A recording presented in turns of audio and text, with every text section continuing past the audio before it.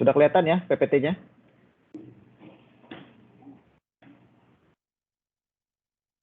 Halo? Sudah? Oke. Oke, baik. Nah, jadi kalau teman-teman masih ingat, minggu lalu kita mendiskusikan terkait dengan stoichiometry ya, bagaimana stoichiometry itu sebenarnya intinya adalah kita mau memprediksi. Jadi dengan stoichiometry itu kita bisa mengestimasi kira-kira berapa produk yang kita dapatkan. Jadi esensinya itu.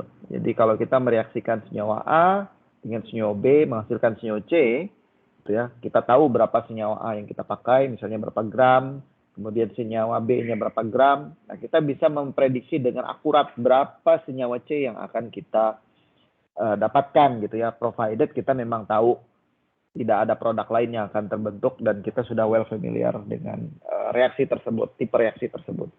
Dan sebaliknya, kalau misalnya kita mau mendapatkan sejumlah amount of senyawa C tadi ya, yang saya kemarin analogikan, misalnya kalau teman-teman bekerja di suatu industri kimia gitu ya, misalnya membuat obat senyawa C. Nah, jadi kalau pengen membuat sekian ton, misalnya 100 ton senyawa C, maka berapa banyak senyawa A dan senyawa B yang harus kita pakai gitu, atau harus kita gunakan dalam reaksi tersebut. Nah, jadi inti dari stoichiometry itu adalah bagaimana kita bisa memprediksi tadi ya, berapa jumlah yang dibutuhkan atau berapa banyak yang dibutuhkan dalam suatu reaksi kimia.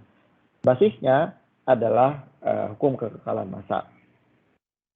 Nah, lanjutan dari situ ya, hari ini kita akan membahas terkait dengan reaksinya. Kalau kemarin kan kita secara umum melihat gitu ya, bagaimana sih reaksi, kita bisa memprediksi produk ataupun berapa banyak reaktan yang diperlukan.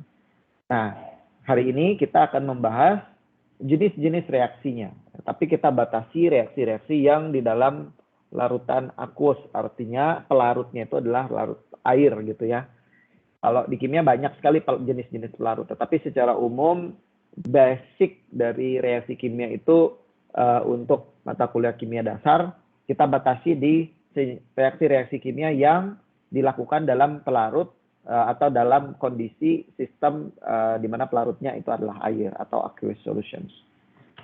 Nah, kalau teman-teman mungkin saya mulai dengan bertanya dulu kali ya,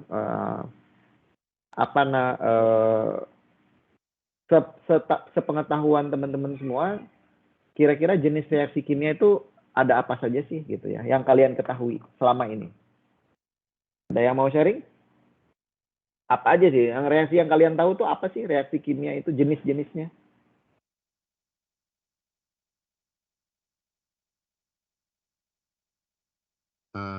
Ini Pak, bisa antar padat gitu Pak, gimana ya? Nama reaksi kimia kan kita sering kan mendengar gitu, reaksi apa. Saya kasih contoh satu, misalnya reaksi asam basa. Nah, itu kan reaksi kimia kan ya.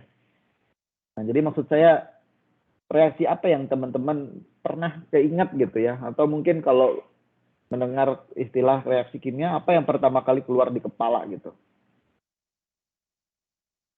Pembakaran, Pak. Reaksi pembakaran. Oke, ada lagi? Redox. Redox. Ya, oksidasi, reduksi tadi ya. Apa lagi? Ada lagi?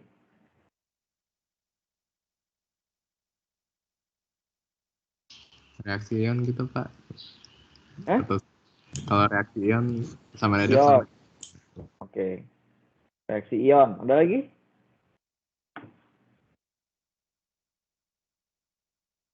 Endoterm sama exoterm, Pak. Endoterm, exoterm. Oke, ada lagi? Pembakaran. Pembakaran tadi sudah. Ada lagi? Maksimal tuh. Hah? Pembentukan. Reaksi pembentukan. Oke, ada lagi? Adisi dan eliminasi, Pak. Adisi, eliminasi. Oke. Ada lagi? Dulu di SMA banyak banget kan dulu belajar reaksi jenis-jenis.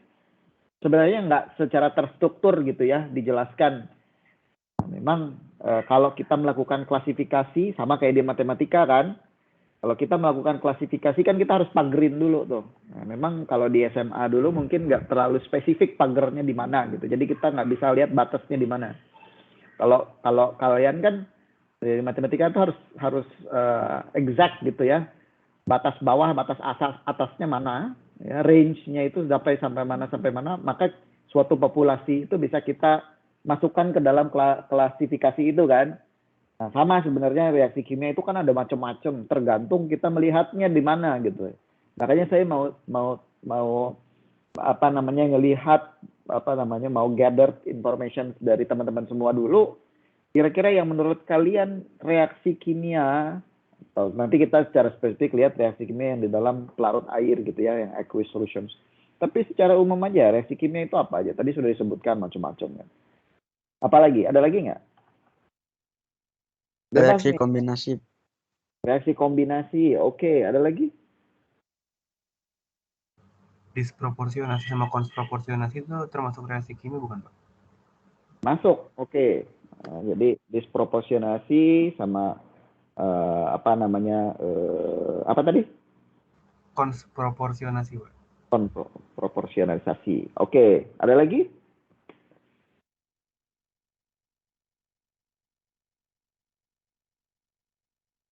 Ingat kemarin definisi reaksi kimia itu apa? Ada yang masih ingat nggak?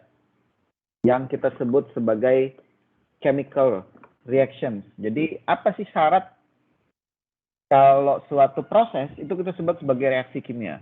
Masih ingat nggak? Atau waktu di awal kemarin di materi yang pertama kali banget, reaksi kimia ini kan sebenarnya terjadi, ada perubahan kimia yang terjadi kan? Atau chemical changes. Kan ada physical changes, kemarin tuh kan ada chemical changes. Physical changes versus chemical changes. Ingat perbedaannya di mana? Ada yang bisa mengingatkan kita kembali nggak? Apa sih sebenarnya yang menjadi kriteria yang masuk ke dalam kategori reaksi kimia itu? Maka kalau kita berpegang teguh dengan definisi itu, kita nggak akan salah untuk melihat mana sih sebenarnya yang masuk dalam kategori reaksi kimia. Izin jawab seingat saya, Pak. Ya. Kalau itu ya reaksi ya, reaksi fisik sama kimia. Perubahan kimia. Itu tingkatnya kalau nggak salah ya Pak, kalau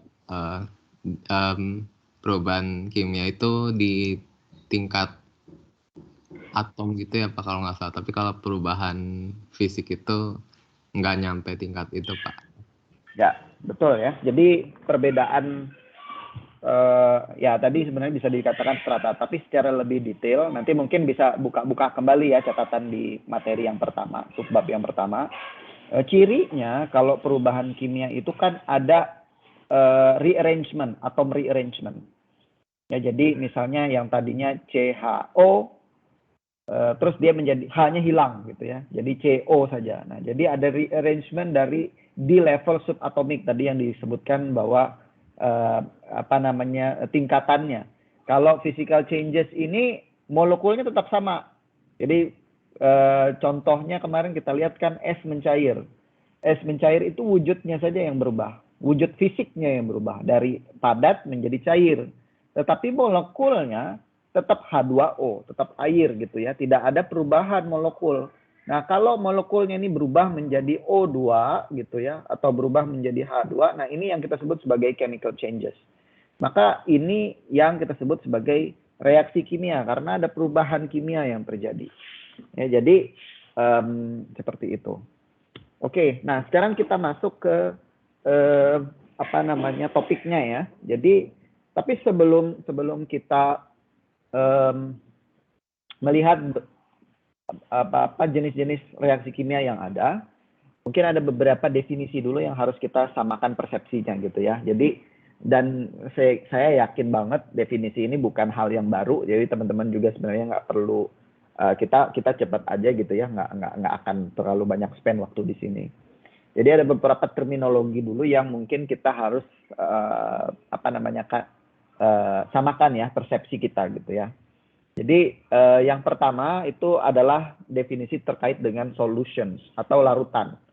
Ya, jadi seperti yang kita ketahui juga ya, larutan ini lazimnya kita asosiasikan dengan campuran ya, campuran dari suatu dua atau lebih zat yang bergabung secara homogen. Artinya homogen itu kan kita tidak bisa melihat dengan kasat mata perbedaan dari zat-zat tersebut. Jadi kalau saya campur zat A dan zat B, terus hasil dari campuran zat A dan zat B itu saya tidak bisa bedakan loh, mana yang zat A, mana yang zat B gitu ya. Itu yang kita sebut sebagai campuran yang homogen. Nah, sifat campuran seperti ini yang kita sebut sebagai solutions atau larutan. Nah, di dalam larutan itu sendiri itu secara umum bisa kita berdasarkan komposisinya bisa kita divide gitu ya, bagi menjadi dua tipe gitu ya,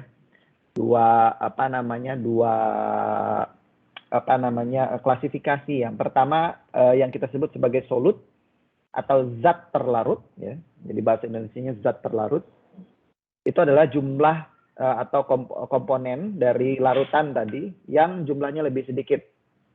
Nah, sedangkan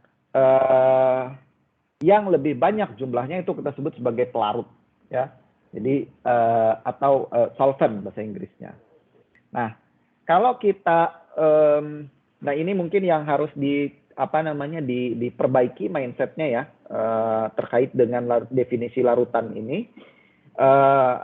Kalau kita selama ini mungkin teman-teman kalau ada istilah larutan mungkin asumsinya itu adalah zat cair gitu ya. Kalau kita berbicara larutan itu adalah zat cair.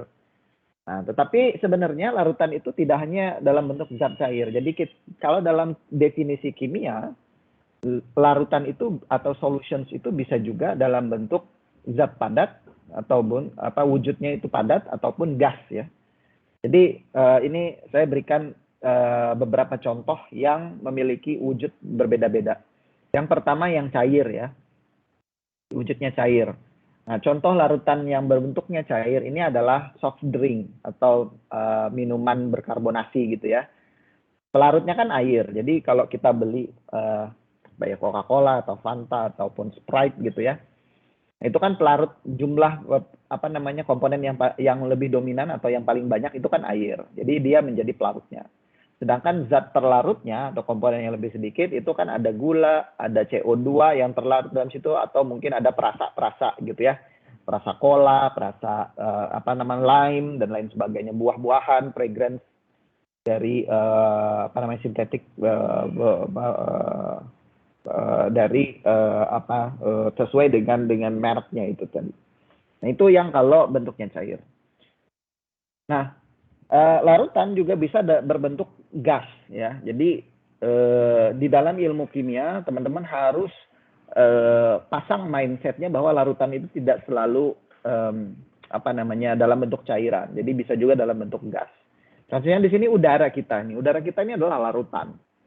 Nah, kalau kita breakdown udara yang ada di bumi itu mayoritas itu didominasi oleh gas nitrogen. Jadi kalau kita kembali ke definisi larutan, zat terlarut kemudian pelarut, maka gas nitrogen ini adalah yang menjadi pelarutnya karena dia komponen yang paling besar.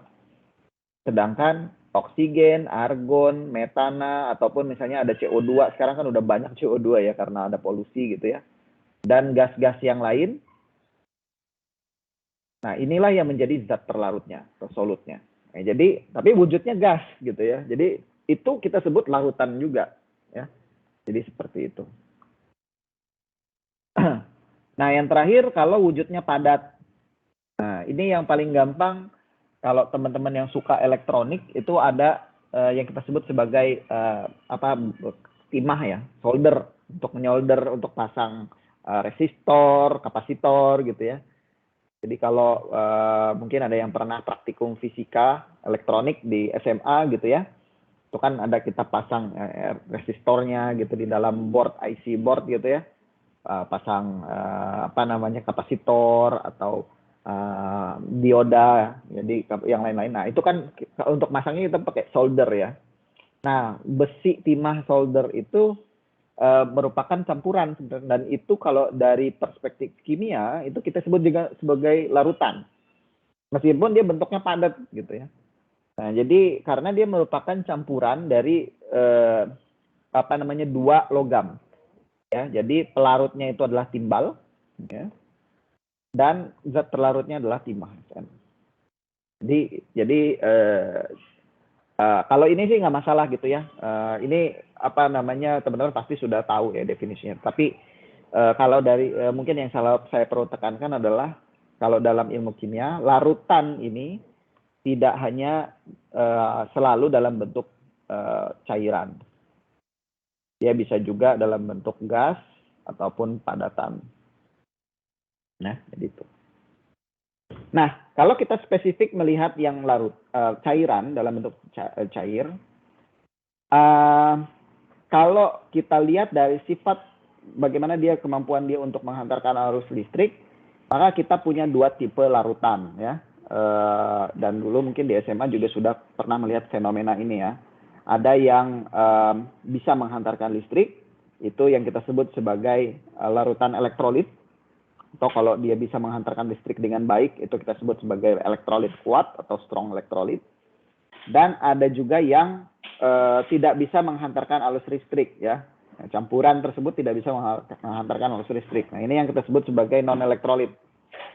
Jadi kalau kita punya larutan, kita hubungkan dengan apa namanya kedua kutub, terus kita sambungkan ke dalam lampu, kita berikan tegangan, lampunya nggak nyala, berarti itu non elektrolit. Apa namanya kalau dia masih menghantarkan tetapi weak gitu ya, itu yang disebut sebagai elektrolit lemah ya. Jadi pijaran lampunya ini tidak terlalu terang gitu ya. Nah, kenapa bisa ada apa namanya atau mungkin saya balik ke sini deh. Kenapa suatu larutan itu ada yang bisa menghantarkan listrik, ada juga yang tidak bisa menghantarkan listrik. Ada yang tahu nggak? Ada yang ingat nggak? Dulu pelajaran SMA-nya. Iya.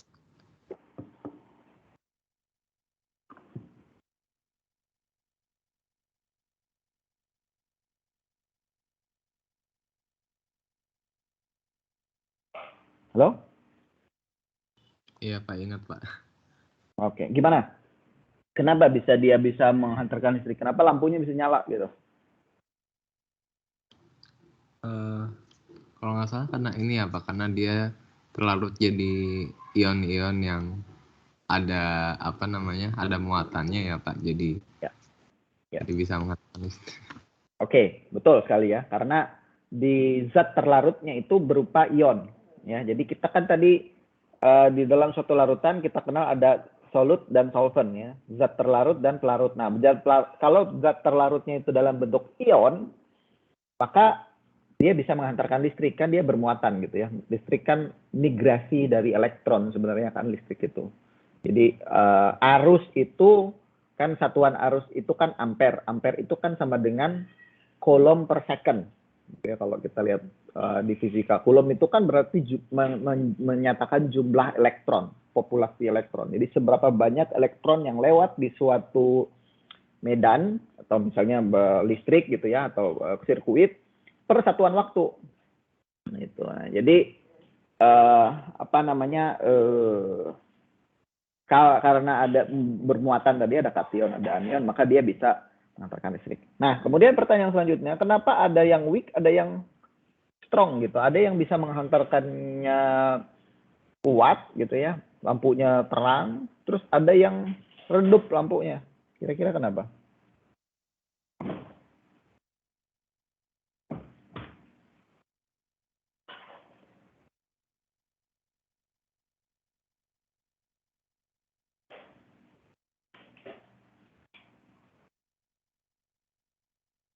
Ada yang tahu? Elektrolitnya beda bukan Pak? Elektrolitnya beda. Ada yang kuat, ada yang enggak. Apa bukan? Maksudnya beda itu gimana? Coba tadi saya sebenarnya sudah agak menyinggung tuh. Kan ini tergantung arusnya kan. Ini kalau dia terang artinya arusnya besar kan? Ya enggak? Nah, kalau dia redup Iya, Pak. arusnya kecil gitu ya. Jadi aliran elektron ini nggak banyak. Ini kan sebenarnya, jadi kan kita kasih baterai gitu ya di sini ya. Nah ini misalnya saya kasih baterai gitu ya. Ini positif, ini negatifnya. Nah kan elektron itu mengalir dari kutub negatif ke kutub positif kan, ngelewatin sini. Nah kalau di elektrolit kan dia nggak bisa nyebrang nih ke sini karena ini tidak ada ion-ion gitu ya.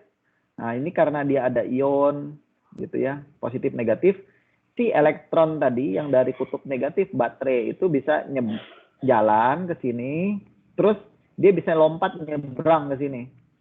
Ya karena ada ion-ion tadi, terus lewat ke lampu ini, lewat ke sini. Nah ini akan nyala kan gitu. Semakin banyak ion itu mengalir kan, ampere tadi kan coulomb per second ya. Coulomb ini kan banyaknya elektron per satuan waktu. Semakin banyak elektron itu ngalir, dan ini pembilangnya kan semakin besar gitu ya, maka arusnya juga semakin besar gitu. Nah, jadi itu yang menyebabkan dia bisa lewat. Nah, kira-kira apa yang spesial dari di sini nih? Yang menyebabkan ada yang jumlah elektronnya itu sedikit yang lewat, ada yang banyak gitu ya, arusnya besar atau arusnya kecil gitu. Kira logika aja ini. Jadi kalau ya silakan. Mungkin yang lemah itu tidak terlarut sepenuhnya mungkin Pak, atau gimana? Nah, ya betul banget. Jadi, nah ini kuncinya. Jadi disosiasi itu kan artinya terlarut ya. Jadi kalau yang strong, elektrolit, yang terang ini lampunya, itu zat terlarutnya itu terdisosiasi sempurna. Jadi kalau saya punya 1 mol NaCl gitu ya, yang saya larutkan di dalam pelarut atau air gitu, maka semua NaCl ini akan terdisosiasi menjadi Na+, jadi 1 mol juga NaCl-nya juga 1 mol gitu. Jadi dia 100% terdisosiasi menjadi kation dan anionnya. Sehingga kalau kita berikan tegangan listrik di sini atau kita alirkan elektron dalam bahasa lain, maka elektron yang akan melompat dari kutub negatif ke kutub positif ini akan lebih efisien gitu karena di sininya banyak gitu. Dia terionisasi sempurna ion-ionnya itu. Sedangkan kalau yang weak elektrolit ya, jadi dia tidak terdisosiasi secara sempurna, not completely dissociated. Nah, ini jadi kalau tadi bandingannya kalau saya punya 10 mol, ini misalnya saya punya 10 mol juga ya, 10 mol, maka yang jadi ion dan anionnya, menjadi kation dan anionnya, di sini kan kalau CH3COOH misalnya ya, asam asetat. Nah, kalau saya punya 10, ini paling yang terdisosiasi ya tergantung nilai K sebenarnya, nanti kita akan lihat di beberapa materi selanjutnya. Mungkin ininya cuma 0,0 berapa mol aja nih, sangat kecil sekali. 1 misalnya, saya ini arbitrary unit saja, arbitrary value saja ya, tidak sebenarnya gitu ya. Tapi untuk menggambarkan ke teman-teman bahwa yang menjadi dari total 10 mol asam asetat yang kita punya, itu dia hanya sedikit sekali yang berubah menjadi kation dan anion. Sehingga jumlah kation dan anion yang ada di dalam pelarut ini pun menjadi lebih sedikit, dan efisiensi elektron untuk lompat dari kutub negatif ke kutub positif untuk kemudian mengalir melalui bolam yang kita pasang itu juga menjadi lebih sedikit, sehingga lampunya juga menjadi lebih redup. Jadi itu saja sebenarnya perbedaannya, dan ini ya lagi-lagi teman-teman yang dilihat itu adalah fenomenanya. Nah, kalau kita lihat kan fenomenanya sesuai logika gitu. Jadi tidak perlu dihafal, tidak perlu kalau teman-teman menghafal strong, weak, 100% terdisosiasi, pasti akan ya besar kemungkinan untuk lupa ataupun at least ketukar lah gitu waktu ujian gitu ya. Ya, yang strong itu yang 100% atau yang enggak ya gitu disosiasinya. Tapi kalau kita memahami konsep apa yang terjadi sebenarnya di sini, nggak akan ketuker. Karena logikanya kalau nggak 100% ya pasti yang ini redup gitu kan ya gitu. Jadi itu aja intinya. Itu aja. Nah, kalau di kimia yang weak ini atau disosiasi yang tidak sempurna ini kita bedakan gitu ya. Jadi notasinya. Jadi kalau kalian notice, kalau kalian melihat reaksi kimia yang panahnya ini satu arah saja ke kanan, artinya itu menandakan dia terdisosiasi secara 100%. Artinya yang ini nggak bisa balik lagi ke situ. Nah, untuk yang disosiasi sebagian tadi, nah itu ditandai dengan panah yang bolak-balik seperti ini. Jadi kalau kalian lihat ada reaksi kimia, terus panah dari reaksi kimianya itu bolak-balik, artinya itu reaksinya itu adalah reaksi yang reversible kita sebut. Jadi dia bisa jadi 10 mol tadi kalau saya bayangin, mungkin dia jadi 9 mol ke sini, tapi dia balik lagi ke sini 8 mol. Jadi overall totalnya cuma 1 mol kan gitu. Jadi itu yang menyebabkan kenapa disosiasinya tidak 100%. Karena ada kemungkinan reaksi ini bisa kembali membentuk reaktannya gitu ya. Jadi seperti itu.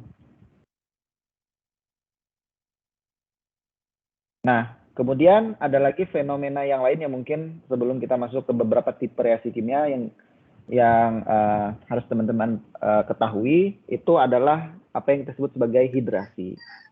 Hidrasi ini adalah proses di mana ion tadi, ya, kalau dia sudah mengionisasi, jadi kalau kita punya zat terlarut, okay, kemudian kita larutkan dalam air dan dia terdisosiasi menjadi kation dan anionnya.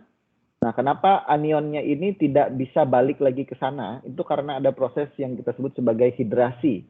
Jadi kita tahu kemarin ya, waktu kita membahas ikatan kimia, air ini merupakan molekul yang polar ya. Jadi di sini ada bersifat sedikit negatif dan bersifat sedikit positif. Nah, kepolaran inilah yang menyebabkan adanya gaya dipol-dipol ya, atau ion dipol kalau dalam case ini. Nah, inilah yang kita sebut sebagai hidrasi.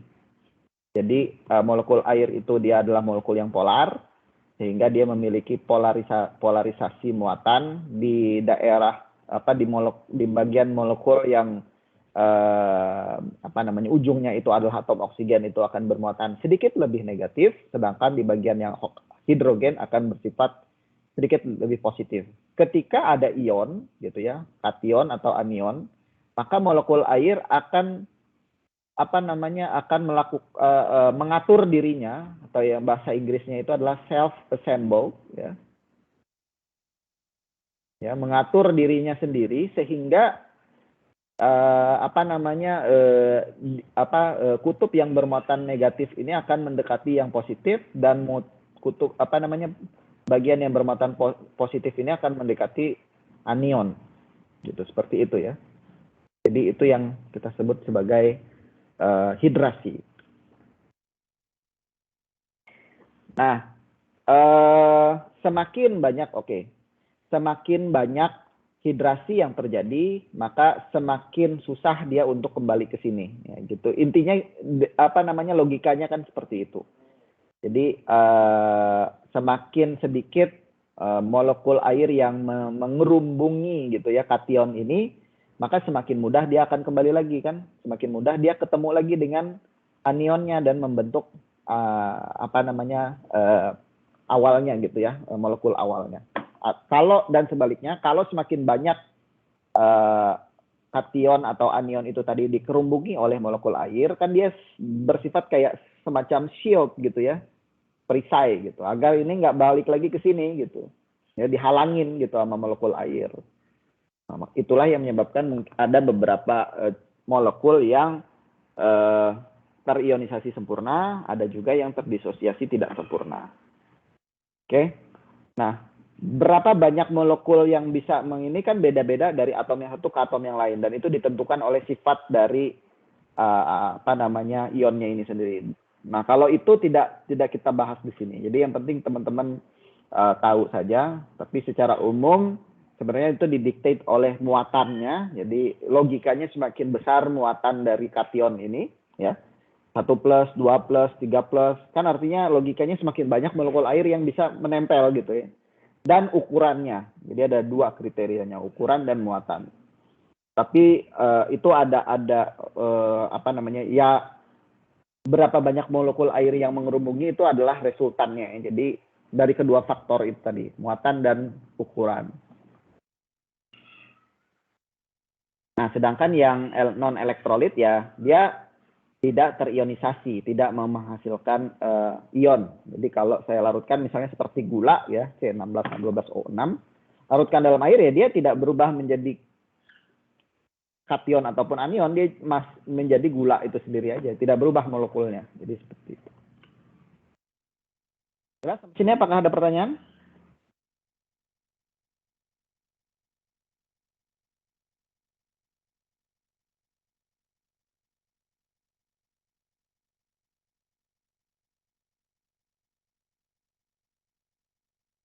Oke, kalau tidak ada pertanyaan, saya lanjutkan.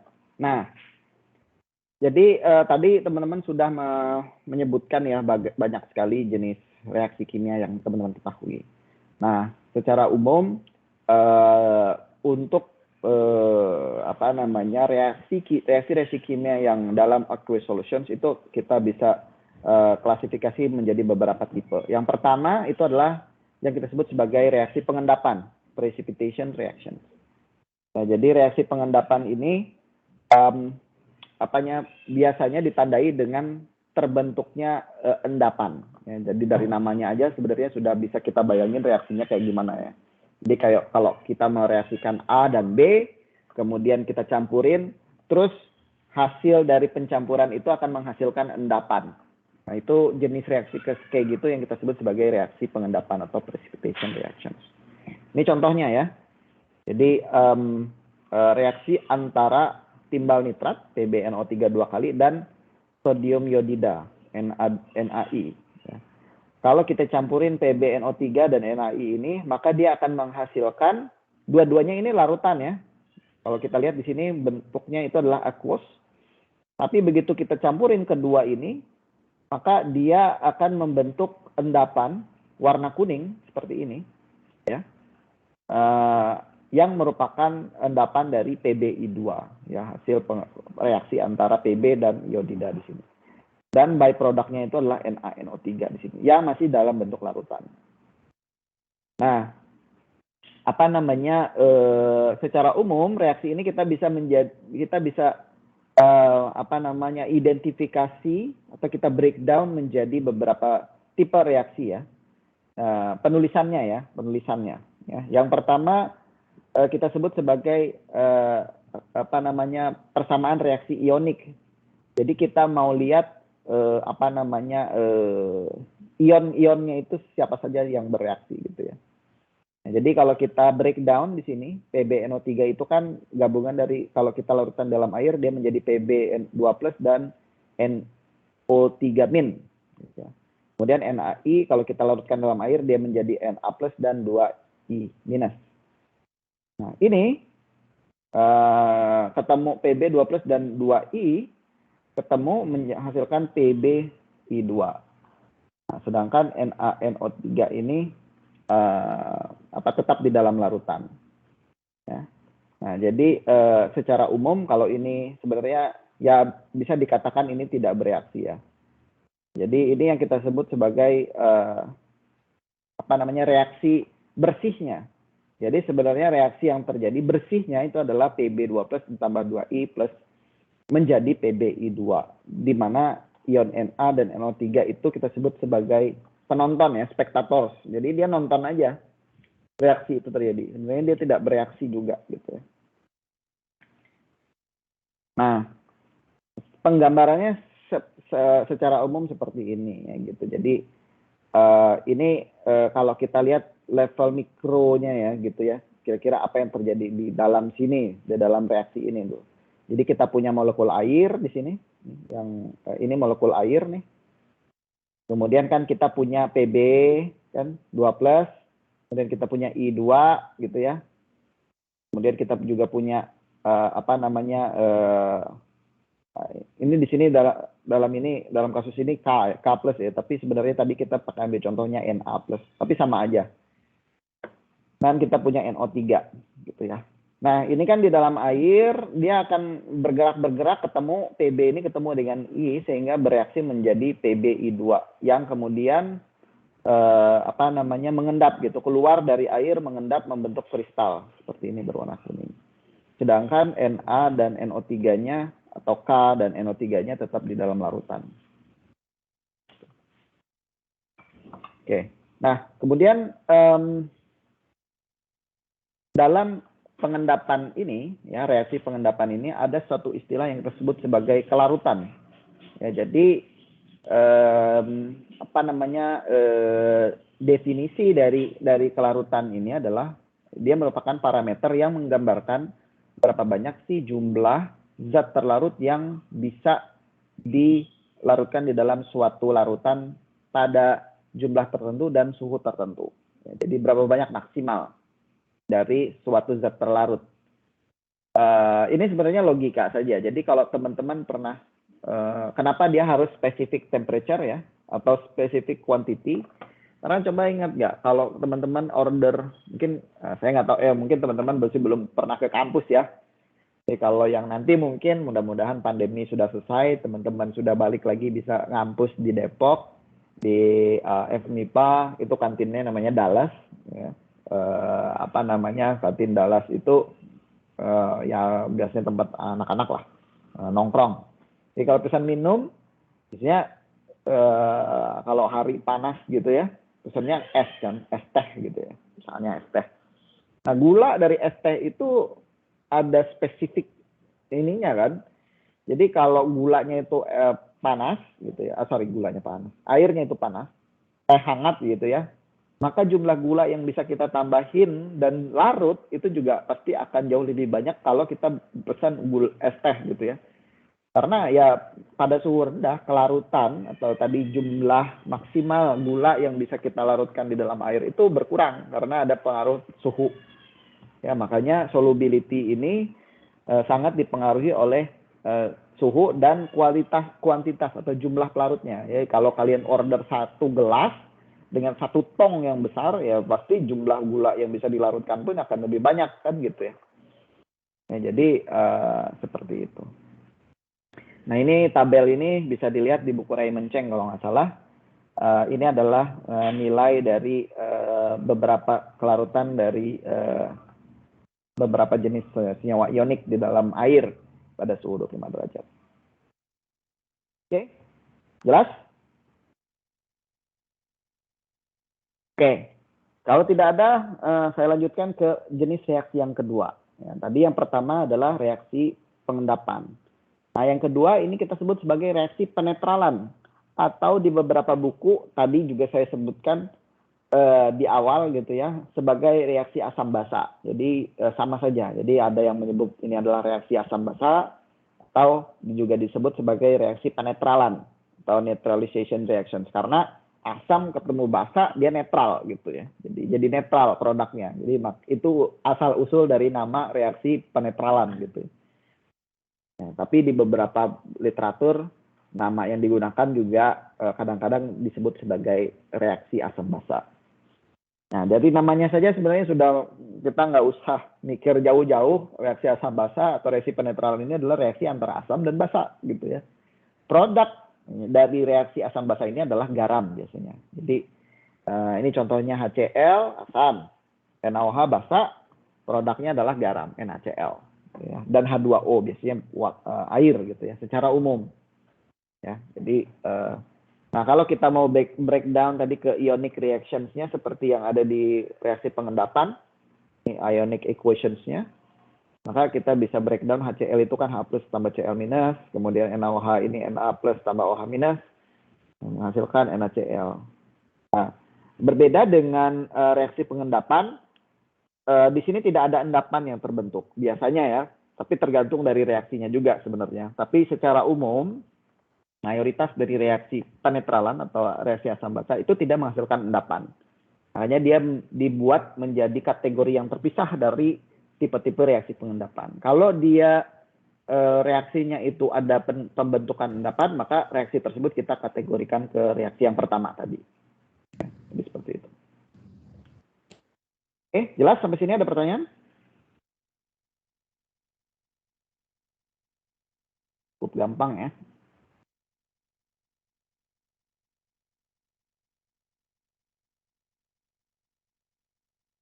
Oke. Nah, kalau kemudian jenis reaksi yang ketiga, jadi tadi juga sudah disebutkan oleh salah satu teman kita. Reaksi redox ya, oxidation reactions. Ada yang masih ingat? Apa untuk mungkin ada yang bisa membantu saya menjelaskan tipe reaksi yang ketiga ini?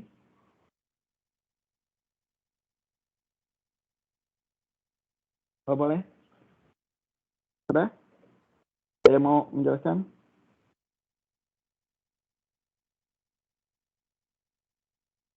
Halo? Pak. Ya, langsung aja.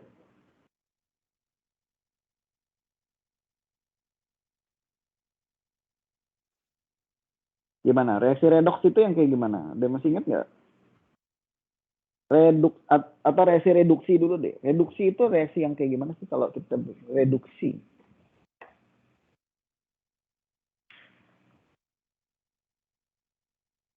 Yang itu Pak, yang redox tuh yang salah satunya bilangan oksidasinya berkurang, salah satunya bertambah.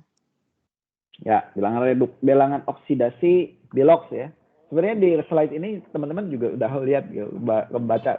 Saya cuma pengen teman-teman punya definisi sendiri aja dari apa yang dilihat gitu. Oke, betul ya. Jadi itu salah satu cirinya gitu ya. Ada perubahan bilangan oksidasi. Jadi kalau reduksi itu bilangan oksidasinya turun ya, berkurang, oksidasi itu bilangan oksidasinya naik.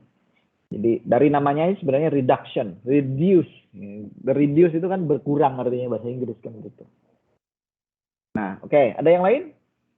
Definisinya, ya reaksi redox ini banyak pendekatannya gitu ya. Jadi kita bisa pakai definisi macam-macam untuk menjelaskan apa namanya.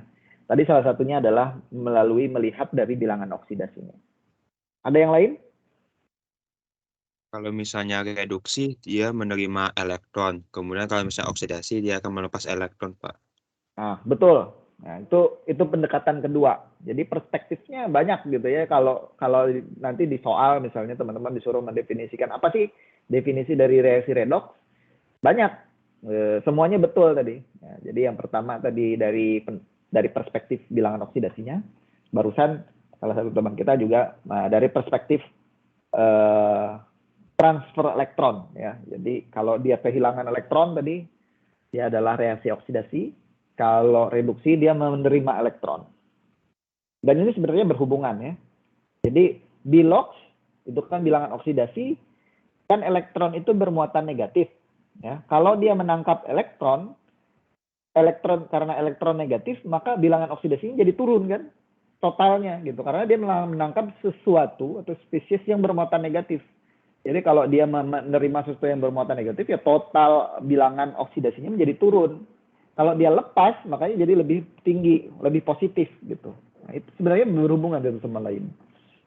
Ya, jadi apa namanya itu? Jadi bisa dua pendekatan. Jadi dari bilangan oksidasi, ini contohnya ya, reaksi antara apa namanya Mg dan oksigen, Mg plus O2 menjadi MgO. Jadi kalau kita lihat di sini Mg dari Mg0 teroksidasi menjadi 2+, Mg2+, dan melepaskan 4 elektron. Nah, 4 elektron ini karena dia melepaskan 4 elektron, bilangan oksidasinya naik dari 0 ya menjadi 2+. Nah, karena dia melepaskan elektron, maka reaksi ini kita sebut sebagai reaksi oksidasi. Nah, sedangkan oksigen di sini menangkap elektron yang dilepas oleh Mg itu tadi, ya menjadi O2 min. Ya, di sini kalau di sini oksigen ini bilangan oksidasinya 0 awalnya menjadi 2 min. Jadi turun dari 0 ke minus 2 kan ya. Nah, karena dia menangkap 4 elektron. Sehingga reaksi ini bisa kita kategorikan sebagai reaksi reduksi. Jadi jumlahnya jumlah bilangan oksidasinya turun. Oke, nah ini contoh reaksi redoks yang lain ya.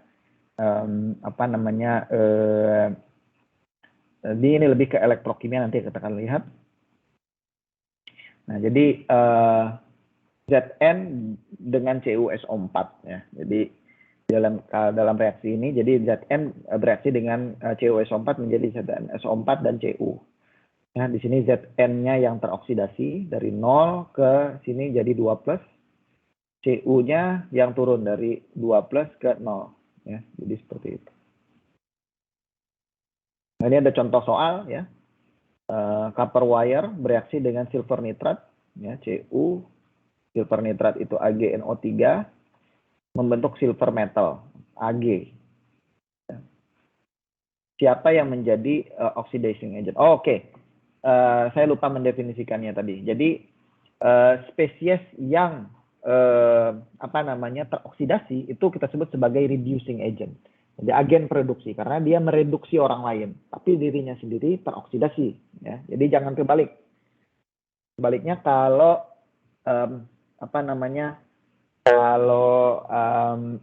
spesies yang terreduksi, maka dia disebut sebagai agen pengoksidasi, karena dia menyebabkan spesies lain teroksidasi, gitu ya, pasangannya gitu ya, teroksidasi.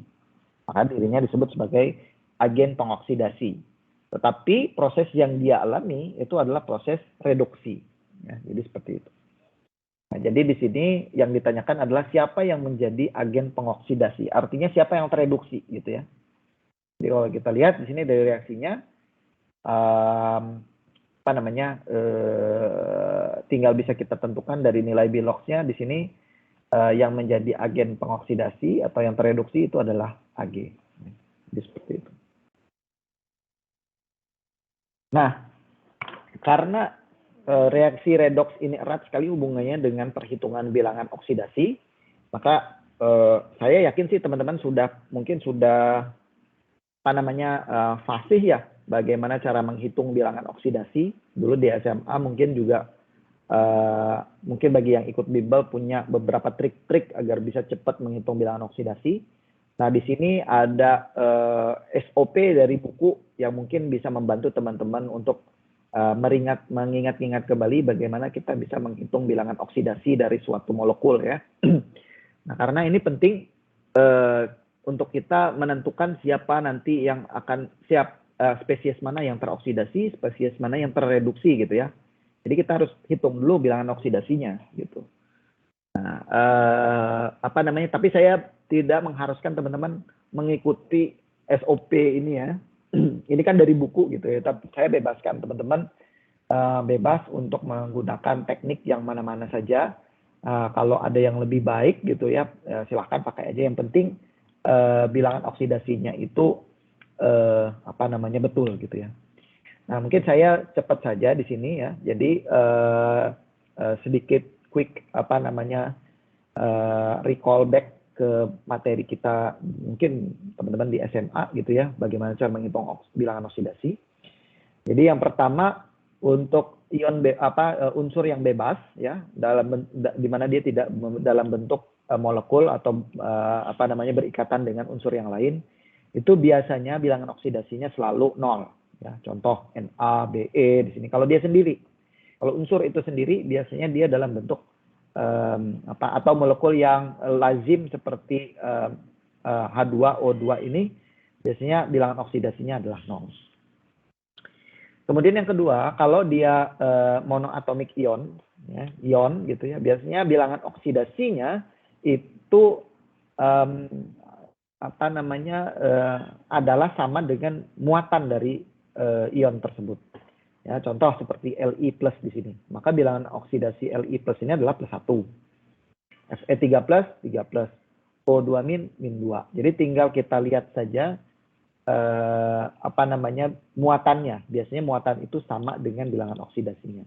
Tetapi ini hanya berlaku di monoatomik ya, tidak berlaku di poliatomik. Poliatomik itu artinya kalau misalnya dia sudah bergabung dengan atom lain, misalnya HCO3-. Nah, min di sini, muatan dari min di sini sudah nggak bisa kita bebankan atau kita asumsikan hidrogen ataupun karbon atau oksigen sini sebagai muatannya min.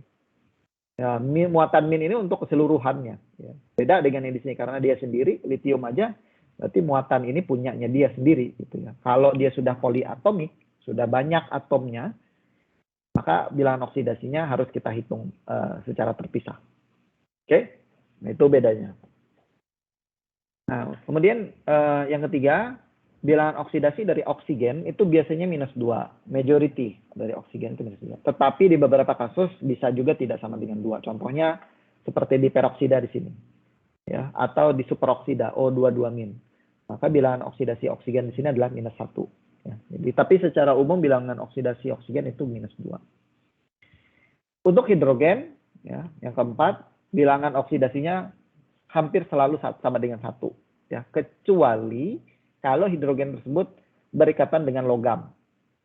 Biasanya ini dalam bentuk senyawa kompleks ya. Nah, kalau hidrogen itu berikatan dengan logam, kalau kalian lihat dia berikatan dengan logam, maka bilangan oksidasinya adalah -1, bukan lagi +1. Tapi majority hidrogen kalau ini dia kalau dia berikatan dengan yang non logam, maka kita pakai bilangan oksidasinya itu adalah 1. Nah, ini ada juga beberapa tren ya dari tabel periodik. Biasanya di grup 1A itu majority bilangan oksidasinya +1, 2A itu +2, kemudian F itu selalu -1. Ya. Nah, kemudian tadi kalau saya balik ke yang poin nomor 2 ini kan monoatomik. Nah, kalau dia sudah poliatomik, jadi maka bilangan oksidasi dari molekul atau ion tadi itu sama dengan charge-nya. Jadi totalnya ya, sum. Jadi tinggal kita breakdown dengan poin-poin yang tadi yang sudah kita ketahui. Oke. Nah, kemudian yang terakhir, bilangan oksidasi ini tidak harus selalu bilangan bulat ya. Jadi bisa juga di beberapa kasus dia dalam bentuk desimal atau pecahan gitu ya.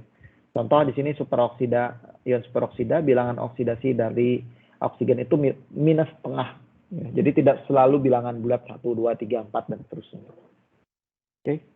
Nah, ini contohnya. Hitunglah bilangan oksidasi dari masing-masing unsur yang ada di ion HCO3-. HCO3-, kita tahu dari poin yang nomor 6 ini total muatannya adalah, total biloxnya, total bilangan oksidasinya adalah -1. Kemudian dari poin 4 ini kita tahu hidrogen itu +1. Dari poin 3 kita tahu oksigen itu adalah -2, maka dengan gampang kita bisa hitung C-nya berapa. Didapatlah C-nya itu 4, +4. Ya. Itu. Nah, ini adalah beberapa bilangan oksidasi dari unsur-unsur yang ada di tabel periodik ya. Jadi kalau kita lihat di sini macam-macam, nanti terutama di logam transisi ini yang memiliki bilangan oksidasi yang cukup bervariatif ya. Oke.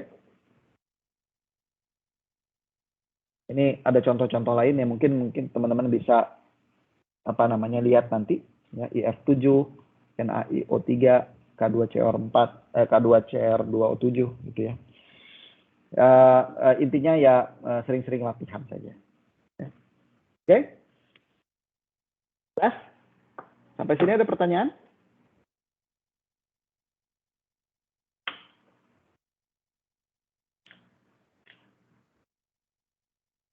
Oke, kalau tidak ada pertanyaan, reaksi redoks ini, reaksi oksidasi reduksi ini bisa kita breakdown lagi, kita klasifikasikan lagi menjadi beberapa tipe reaksi redoks. Yang tadi sebenarnya juga sudah beberapa ada yang disebutkan oleh teman-teman kita di awal. Ya, jadi berdasarkan tipenya, ya, berdasarkan tipe reaksinya. Ya. Jadi, tetapi dia masih masuk ke dalam kategori reaksi redoks karena ada transfer elektron. tetapi sifat reaksinya itu berbeda satu sama lain. Nah, ini yang pertama, reaksi yang kita sebut sebagai reaksi kombinasi. Tadi sudah disampaikan juga salah satu contohnya ya, disebutkan gitu ya. Nah, dari namanya saja sebenarnya sudah kita bisa bayangkan reaksi kombinasi itu yang kayak gimana. Jadi ya simply penggabungan ya, reaksi penggabungan A tambah B jadi C. Tetapi ada perubahan bilangan oksidasi yang terjadi ya, di sini. Nah, contoh di sini Al tambah 3Br menjadi AlBr3. Al di sini bilangan oksidasi naik, maka dia mengalami oksidasi. Br di sini turun, bilangan oksidasinya dari 0 ke -1, maka di sini adalah reaksi reduksi. Ya. Jadi itu tipe yang pertama. Nah, kemudian tipe yang kedua, reaksi dekomposisi. Nah, kalau dekomposisi ini tidak lain dan bukan adalah kebalikan dari reaksi penggabungan kan. Penggabungan A plus B jadi C, kalau dekomposisi ya C jadi A plus B. Split, terdekomposisi. Ya, jadi kebalikannya C tambah jadi AB. Tetapi tetap karena dia masuk ke dalam tipe reaksi redoks, pasti harus ada perubahan bilangan oksidasi. Ya. Nah, ini contohnya KClO3 terdekomposisi menjadi KCl plus O2. Jadi, kalau di sini ada yang tahu siapa yang teroksidasi, siapa yang tereduksi?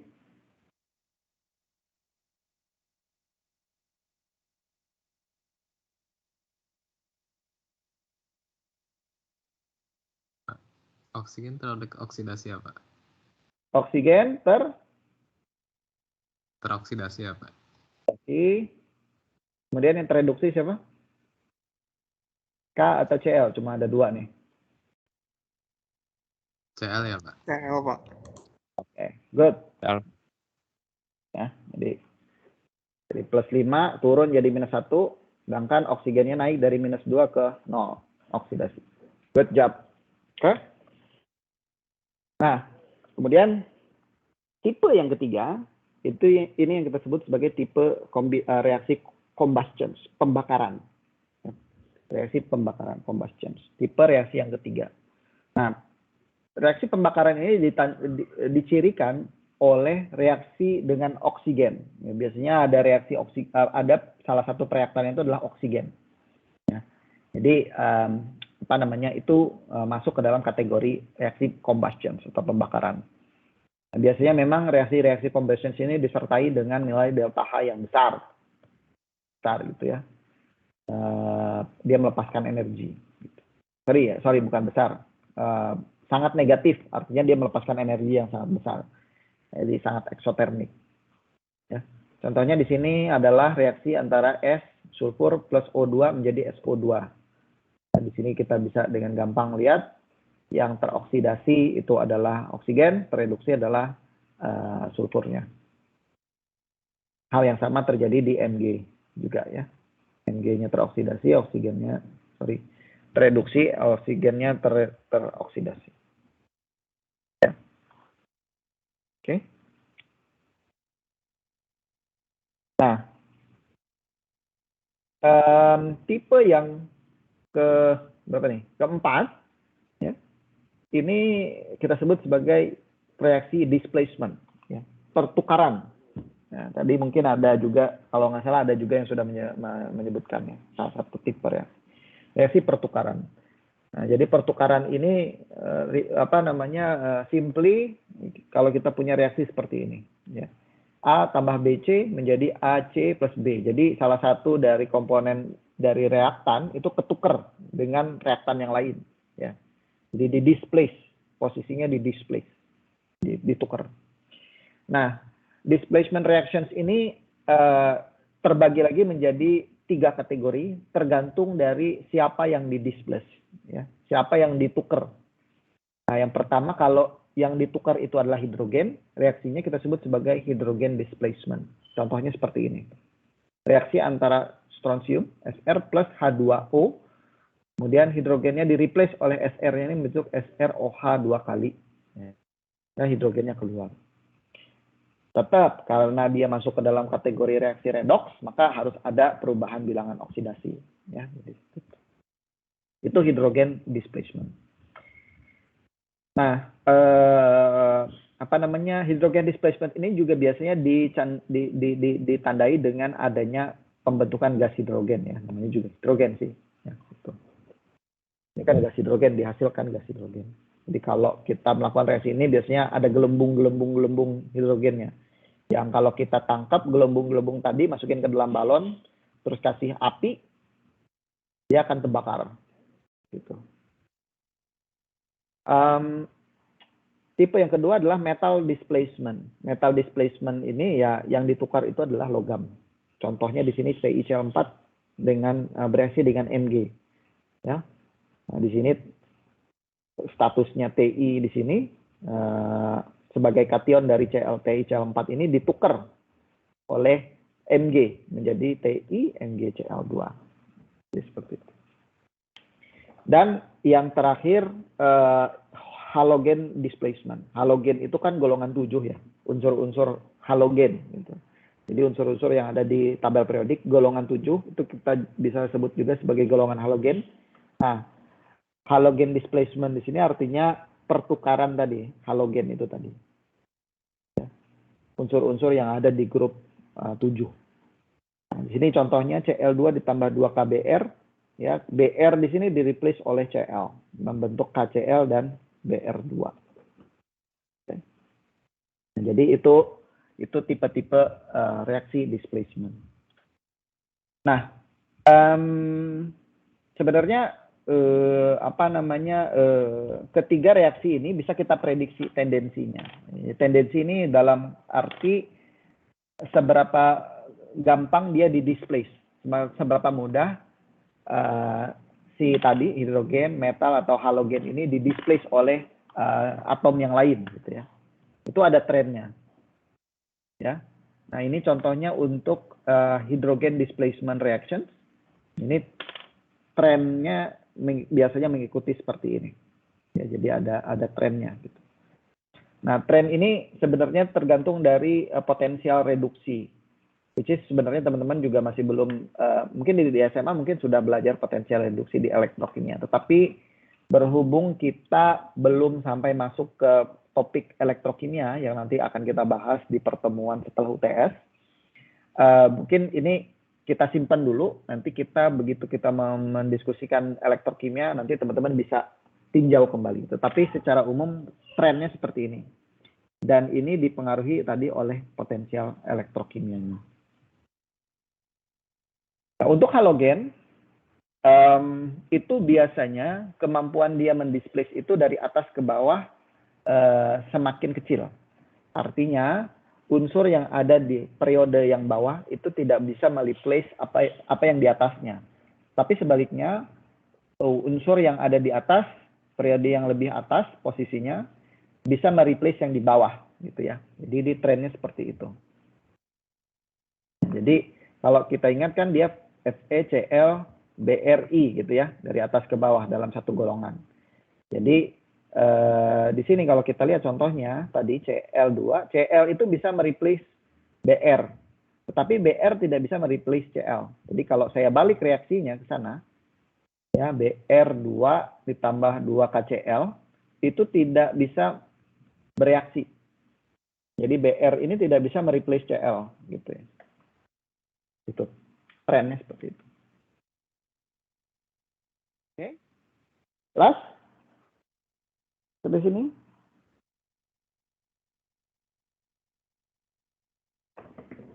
Oke.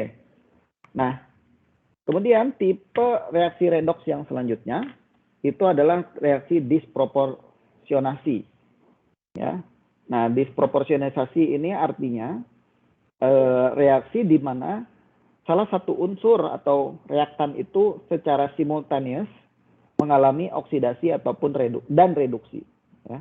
Jadi kalau misalnya reaksi kimia, reaktannya itu mengalami secara simultan mengalami oksidasi dan reduksi at the same time, maka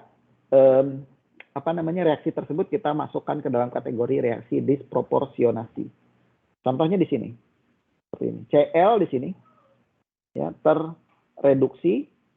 teroksidasi menjadi ClO, dan juga tereduksi menjadi Cl-. Jadi Cl di sini mengalami dua proses, yaitu baik reduksi maupun oksidasi. Oke. Ada koligatif, sifat koligatif.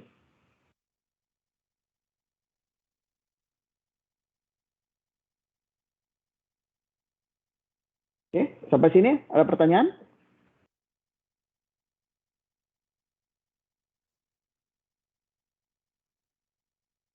Jelas?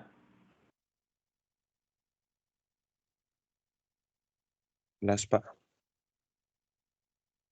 Oke, baik. Nah, kita lanjutkan. Nah, itu tadi jenis-jenis reaksi kimia yang biasanya kita temui di larutan di dalam aqueous system, ya, sistem berlarut air. Nah, kemudian ada lagi yang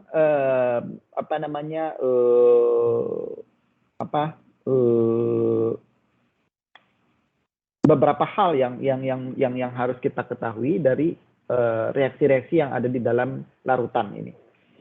Nah, salah satunya yang akan kita bahas di sisa waktu kita pada pertemuan kali ini adalah sifat koligatif. Ya. Nah, ada yang masih ingat sifat koligatif itu apa? Ini paling sering muncul di soal-soal ujian, ya, ujian ujian SMA, itu ujian nasional itu ada. Kemudian di SIMAK UI juga kalau nggak salah ada beberapa soal terkait dengan sifat koligatif, ya. Nah, lagi-lagi saya mungkin mencoba untuk mengajak teman-teman mengalihkan melihat dari perspektif yang berbeda dari fundamentalnya, sehingga teman-teman nggak menghafal. Apalagi ini sifat koligatif ini sangat mungkin terkenal dengan rumus-rumusnya, ya. Oke. Tapi kalau menurut teman-teman, saya ingat teman-teman, ya, kira-kira sepengetahuan aja, ada yang bisa membantu saya nggak untuk menjelaskan apa sih sebenarnya sifat koligatif itu dan apa saja sifat koligatif yang teman-teman ketahui? Yang aku ingat tuh sikap koligatif larutan itu sifat yang bergantung pada jumlah zat tertentu, seperti tekanan uap jenuh, kenaikan titik-titik, penurunan titik beku, dan tekanan osmotik. Ya, betul sekali. Nah, tapi kira-kira real applications-nya, kalau teman-teman bayangin kayak gimana sih sifat koligatif itu?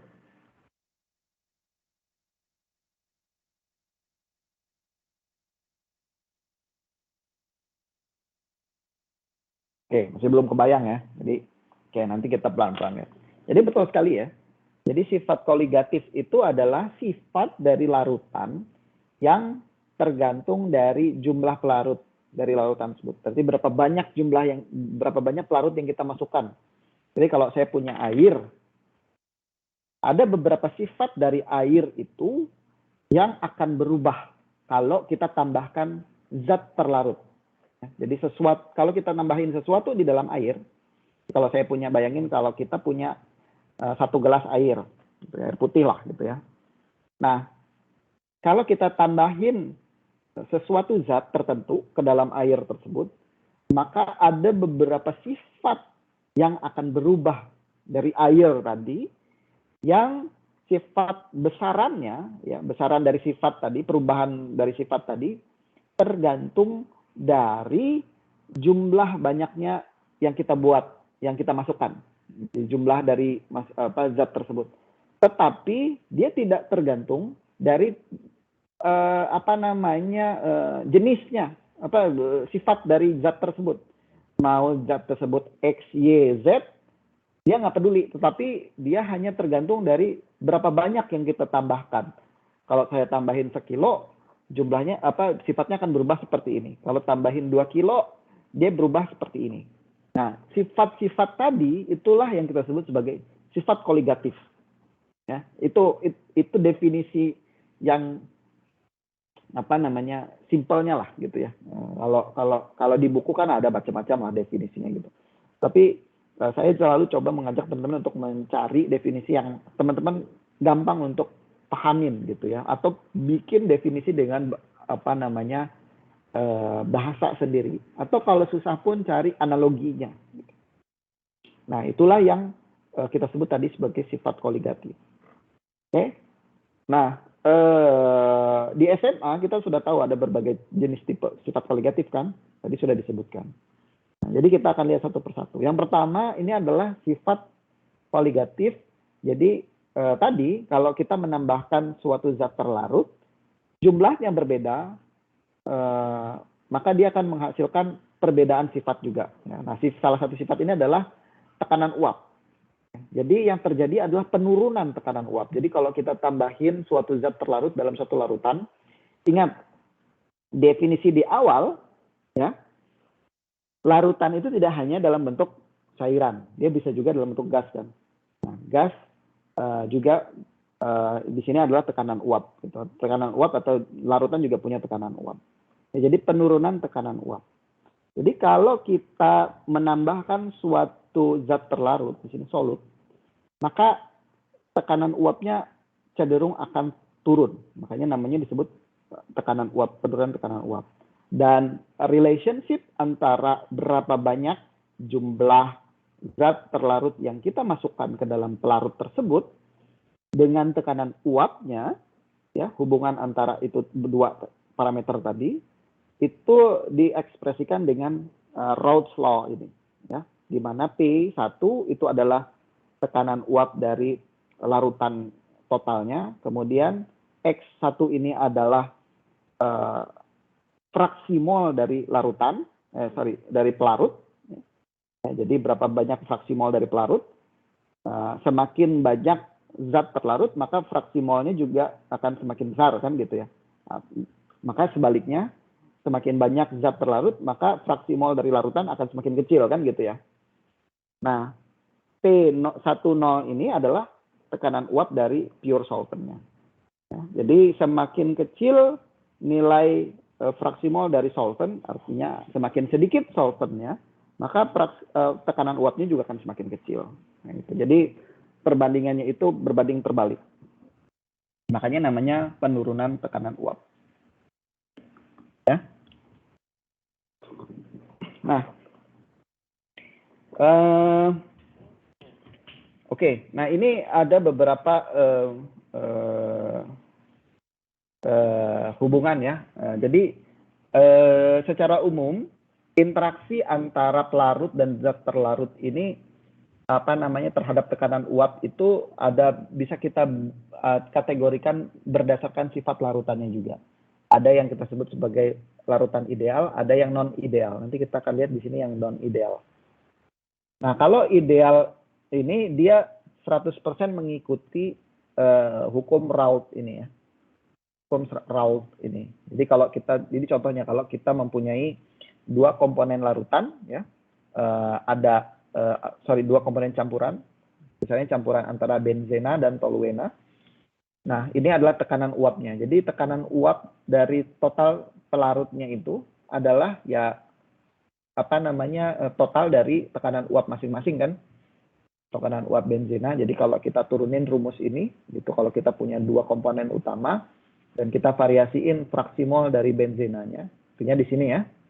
Ini berarti fraksi mol benzena, artinya di sini tekanan uap pure dari toluena. Ya. Begitu benzennya semakin banyak, tekanan uap toluenanya semakin rendah, tapi benzennya juga semakin tinggi, maka dia akan semakin naik, gitu ya, totalnya. Gitu. Jadi seperti itu. Nah, tetapi ada juga yang tidak sesuai dengan hukum Raoult, ya. Nah, ini biasanya karena ada interaksi yang terjadi ya antara kalau ideal, larutan ideal itu ada asumsi yang kita berikan. Nanti dalam ideal solutions itu atau larutan ideal itu asumsinya adalah tidak ada interaksi antar molekul yang ada di dalam campuran tadi. Ya, jadi kita asumsikan benzena itu tidak berinteraksi dengan toluena. Nah, kalau misalnya asumsi itu tidak kita apply, maka campuran kita itu menjadi non ideal. Ya, jadi larutan yang tidak ideal. Maka akan ada deviasi dari hukum Raoult tadi. Nah, deviasinya itu bisa deviasi positif, artinya real dari tekanan totalnya itu lebih besar dari yang diprediksikan oleh hukum Raoult, biasanya yang ininya, ini hukum Raoult, atau lebih kecil, deviasi negatif. Ya. Jadi tekanan totalnya itu lebih kecil dari yang diprediksi oleh hukum Raoult. Nah, ini terjadi karena ada interaksi. Ya. Jadi kalau kita tidak mengabaikan interaksi yang terjadi. Kalau interaksinya itu, kalau yang dalam kasus kalau tekanan uapnya itu lebih besar dari apa yang diprediksikan oleh hukum Raoult, maka itu mengindikasikan bahwa interaksi antara molekul yang sejenis itu lebih besar dibandingkan molekul yang berbeda.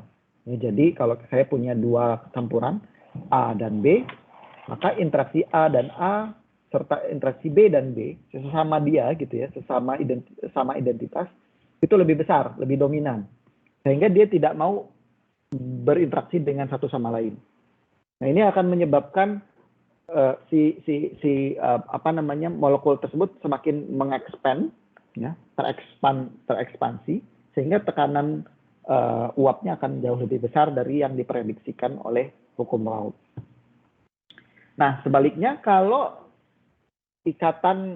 interaksi antara molekul yang berbeda, ya, zat terlarut dan pelarutnya itu lebih besar dibandingkan dengan individualnya, ya, sesama molekulnya, maka ini akan menghasilkan deviasi yang negatif. Jadi dia semakin cenderung untuk bercampur gitu ya.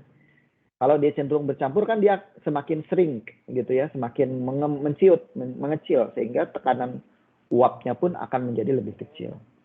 Jadi itu beberapa hal yang harus diperhatikan terkait dengan penurunan ikatan uap akibat adanya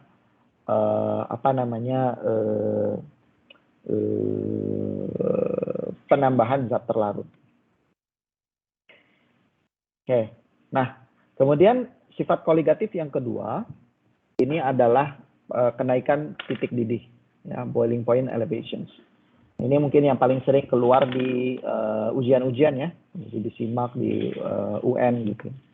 Nah, jadi begitu sama sebenarnya. Jadi efek yang terjadi kalau misalnya kita menambahkan suatu zat terlarut ke dalam suatu pelarut, maka titik didihnya akan bertambah. Nah, jadi naik gitu ya. Jadi ini adalah sifat koligatif yang kedua. Jadi kalau kita menambahkan sesuatu di dalam suatu larutan, ya, contohnya suatu molekul, maka titik didih dari larutan tersebut, overall larutan plus zat terlarutnya tadi akan sedikit lebih tinggi. Dan kenaikannya itu bisa kita hitung atau kita estimasikan dengan rumusnya ini. Nah, ini rumusnya ini sudah terkenal sekali ya, saya nggak perlu untuk mungkin mengelaborasi. Jelaskan lagi ini apa ya. Jadi kita lihat tadi ya, jadi dia hanya tergantung dari jumlahnya saja, tidak tergantung dari nature dari zat terlarutnya. Makanya di sini komponen yang utama di sini adalah M, di mana M ini adalah molalitas. Molalitas itu adalah ekspresi jumlah kan gitu ya. Ada beratnya gitu. Nah, kemudian itu di titik sebelah sana, titik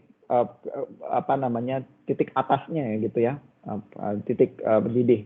Nah, kalau di titik bawahnya juga sama, akan ada efek juga kalau kita menambahkan suatu zat tertentu di dalam suatu larutan, yaitu penurunan freezing point, ya, titik beku, ya. Dan sama ya, penurunan titik beku ini juga bisa kita estimasikan menggunakan persamaan. Nah, ini adalah beberapa nilai KF dan KB dari beberapa jenis pelarut ya. Jadi biasanya ini kalau ada soal itu ini adalah konstanta ya, bisa diberikan gitu. Oke. Nah, ini contohnya ya. Jadi tadi kenapa saya menanyakan aplikasinya. Jadi salah satu yang paling umum pengaplikasikan dari konsep sifat koligatif ini adalah antifreeze. Jadi kalau teman-teman, saya nggak tahu apakah mungkin ada yang sudah pernah berkunjung ke negara yang subtropis ya, yang mempunyai 4 musim, dan mungkin traveling di musim dingin ya, winter. Itu biasanya sebelum pesawat itu sebelum berangkat itu disemprot dulu dengan antifreeze agar flaps-nya itu tidak tercoat oleh es gitu ya. Kalau flaps-nya itu membeku, maka kan pilot kan agak susah tuh mengontrol itunya ya, derajat kemiringan dari sayapnya itu. Nah, biasanya sebelum berangkat itu disemprot dulu dengan antifreeze. Antifreeze-nya itu apa? Antifreeze-nya itu adalah campuran air dengan etilen glikol. Jadi etilen glikol campuran antara etilen glikol dan air. Jadi air itu adalah pelarutnya, etilen glikol itu adalah pelarutnya. Kita tahu titik beku dari air itu adalah 0 derajat kan. Jadi air membeku di 0 derajat. Dengan kita menambahkan etilen glikol ke dalam air, maka titik beku dari larutan itu menjadi lebih rendah. Kalau di sini ya kita lihat penurunannya minus 4,48 derajat Celcius. Jadi itu salah satu aplikasi realnya. Jadi biasanya pesawat itu disemprot dulu dengan antifreeze agar dia tidak membeku. Nah, ini contoh soal ya. Kita disuruh menghitung berapa freezing point dari larutan yang mengandung sekian gram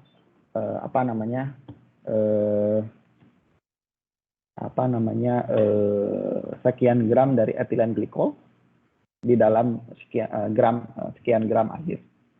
Ya, jadi seperti itu. Jadi tinggal masukin saja ke dalam rumus yang ada, diperoleh penurunan titik beku. Jadi titik beku dari larutan ini adalah minus 4. Nah, ini yang harus hati-hati juga ya. Kadang-kadang teman-teman itu perhitungannya stop di delta TF. Jadi harus jeli juga melihat soalnya. Kalau di sini kan yang ditanyakan adalah berapa freezing point-nya, bukan penurunannya ya. Jadi ini penurunannya 4,48. Tetapi kan yang ditanya adalah berapa freezing point-nya. Berarti kan TF dikurang delta F gitu ya. Jadi TF awal air titik beku air kan 0 derajat. Jadi kurang penurunannya gitu. Nah, kebanyakan tuh mungkin karena buru-buru atau tidak membaca soal dengan baik gitu ya. Biasanya stop di sini nih. Maka nilainya pasti akan kurang tuh kalau ngejawabnya cuma stop sampai di sini. Oke. Jadi nanti dibaca dengan benar. Kalau ada soal dibaca dengan benar apa yang ditanyakan. Oke. Nah, kemudian yang terakhir ini adalah tekanan osmotik. Tekanan osmotik ini adalah kemampuan tekanan yang ditimbulkan akibat adanya perbedaan potensial ya dari suatu larutan yang dipisahkan oleh suatu membran semipermeable. Dan membran semipermeable ini adalah dia bisa melewatkan molekul pelarut, tetapi tidak bisa melewatkan molekul zat terlarut. Ya. Jadi sehingga karena ada perbedaan potensial kimia atau potensial jumlah konsentrasi dari zat terlarut di dua kompartemen yang dipisahkan oleh membran ini tadi, maka akan ada perbedaan tekanan.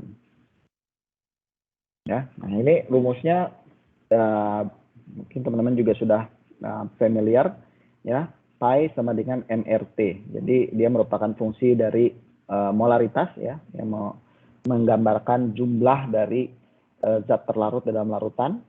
R ini gas constant dan T ini adalah suhu. Nah, secara umum sifat koligatif tadi bisa kita summary-kan ya. Simpulkan menjadi seperti ini. Oke. Nah, kemudian terakhir ada lagi yang kita sebut sebagai faktor Van Hoff. Jadi kalau teman-teman masih ingat dulu di SMA ada perhitungan dari faktor Van Hoff. Kira-kira ada yang masih ingat nggak faktor Van Hoff ini apa? Ya, seingat saya itu Pak, faktor Van Hoff itu misal kalau ada terjadi suatu larutan itu kan jumlah partikel yang setelah mereka larut itu belum tentu sama dengan yang awal-awal totalnya sebelum larut. Jadi ini faktor Van Hoff itu kayak pengkali dari jumlah awalnya menjadi jumlah akhirnya gitu Pak, setahu saya. Ya. Jadi kalau kita, betul sekali ya, mungkin biar lebih simpelnya seperti ini. Kalau saya bisa parafrasi tadi komen dari salah satu teman kita. Tapi basically apa yang dia sampaikan itu benar banget. Nah, jadi kalau kita kembali ke definisi sifat koligatif tadi, itu sifat koligatif itu adalah sifat-sifat yang tadi berubah dan besaran dari perubahan itu tergantung dari jumlahnya kan. Jadi intinya adalah jumlah dari zat terlarutnya. Jadi bukan, nah di sini kan number of solid particles in solution. Jadi jumlah zat terlarutnya, bukan dari nature-nya. Jadi dari sifat dari zat terlarut. Nah, kalau kita menggunakan zat terlarutnya itu adalah suatu zat yang bisa terionisasi di dalam air, ya. Contoh seperti garam. Kalau garam itu kan dia bisa terionisasi, maka jumlahnya akan berkali lipat kan. Jadi tadinya saya punya, jadi sebelum kita larutkan dia bentuknya NaCl gitu ya. Tapi setelah kita larutkan di dalam air, maka NaCl ini akan terdisosiasi menjadi Na plus dan Cl minus. Nah ini tadi jumlahnya 1 jadi 2 gitu. Ini 1, ini 1. Jadi totalnya ada 2. Karena sifat koligatif tadi tergantung dari jumlah spesies zat terlarut, ya, jumlah partikelnya. Maka kalau kita menggunakan zat terlarut tadi dalam bentuk yang seperti ini untuk molekul-molekul yang ionik, maka jumlahnya juga harus dikalikan dengan berapa banyak dia terionisasi. Jadi kalau saya punya 10 mol, maka di sini yang kalau saya campurkan jadi 20, 2 kali lipatnya. Maka faktor Van Hoff di sini digunakan untuk mengkoreksi itu tadi. Ya, jadi kalau teman-teman nanti menemukan soal, lihat dulu si zat terlarutnya itu bisa terionisasi apa tidak. Kalau dia bisa terionisasi, maka kita harus menggunakan mengkoreksi perhitungan sifat koligatif kita dengan faktor Van Hoff ini. Ya, jadi kalau non elektrolit kan tadi dia tidak terionisasi. Jadi kalau misalnya saya pakai tadi C6 gula ya, H12O6, saya larutkan di dalam air, dia tetap jadi C6H12O6. Jadi 1 mol jadi 1 mol. Maka untuk yang non elektrolit, faktor Van Hoff-nya itu sama dengan 1. Tapi kalau NaCl di sini, jadi NaCl dilarutkan dalam air, dia jadi Na plus dan Cl minus. Jadi dalam satu NaCl ini dia akan menghasilkan 2 partikel kan, 2 solid partikel. Sehingga faktor Van Hoff yang saya gunakan adalah 2. Jadi itu fungsinya faktor Van Hoff ini sebagai koreksi dari sifat koligatif tadi. Ya. Nah, jadi ini nilai I tadi ya, faktor Van Hoff di sini. Biasanya langsung dikalikan I di sini. Nah, tapi biasanya faktor Van Hoff ini biasanya diaplikasikan di 3 sifat koligatif saja. Jadi di boiling point, elevations, freezing point, depressions, dan osmotic pressure. Tidak berlaku di titik vapor pressure, ya, titik uap. Kenapa? Karena biasanya ini kan dalam bentuk gas. Ya, gas kan nggak ada ionisasi, jadi dia tidak terpengaruh oleh faktor Van Hoff. Itu kenapa faktor Van Hoff itu biasanya diaplikasikan di 3 sifat koligatif ini saja. It's about time ya, 9.38 dan materinya juga sudah habis ya. Mungkin itu saja yang ingin saya sampaikan untuk diskusi kita pada kali ini. Silahkan mungkin di 2 menit terakhir ini kalau ada pertanyaan.